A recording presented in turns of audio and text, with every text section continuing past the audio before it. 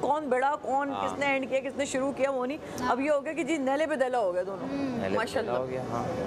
कम उसने भी नहीं बोला, कम इसने भी नहीं बोला। और माँ पे वो गई कि तुम्हारी माँ ने तुम्हें सिखाया कि लड़कों के हाथ पकड़ो। मैंने कहा अच्छा माँ पे आ रही हो। मैं बताती हूँ, मैं पूरी चीज़ देख रही थी। इसने बोला कि जिसने मेरे कहवे में मसाला डाला है उसकी परवरिश पे लानत। इसको पता था वो जो भी होगा वो उठेगा। मैं दूर होकर बैठ गया। मैंने कहा मेरी शक्ल देख के ना सबको बातें याद आती रहेंगी, तो शक्ल ना दिखाओ अपने, कोने में बैठ जाओ।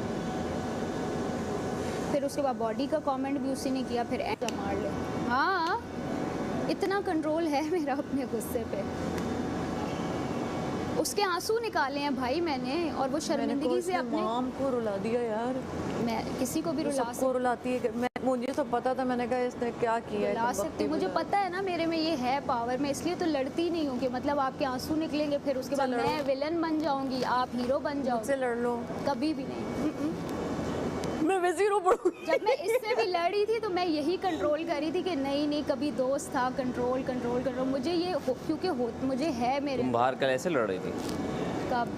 जब बाहर खड़े हुए थे। ये कंट्रोल थी तुम्हारे साथ। मैं तुम्हें लिख के वो कंट्रोल है। नहीं था उसमें। कहता है ये आप टोपी पहन ले, पीछे डस्टबिन थी। ये बिलो द बेल्ट बातें एक लड़की के लिए नहीं है। ऑन कैमरा बेल्ट मुझे बता दो। ऑन कैमरा तो रिलैक्स रिलैक्स, लड़ाई होनी थी, लड़ाई नहीं। आपसे नहीं लड़ी।